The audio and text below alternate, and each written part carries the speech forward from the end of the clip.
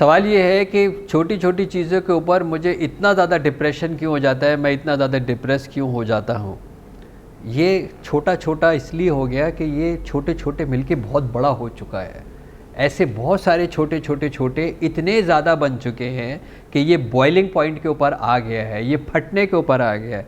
ये गुब्बारे की वो आखिरी फूंक थी जिससे ये गुब्बारा फटा है, लेकिन इसके अंदर गुब्बारे के अंदर पहले से ही बहुत सारी हवा मौजूद थी।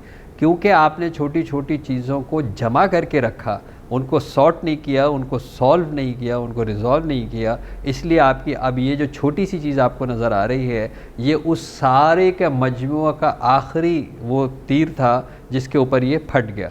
तो आप अपनी जो छोटी छोटी चीज़ें हैं उसको डे टू डे रिज़ॉल्व करें। WHO की डेफिनेशन के मुताबिक अगर आप रोज़मर्रा के अपने स्ट्रेसर्स को डेली रिज़ॉल्व नहीं करते हैं तो आप ज़हनी तौर पर सेहतमंद नहीं हैं।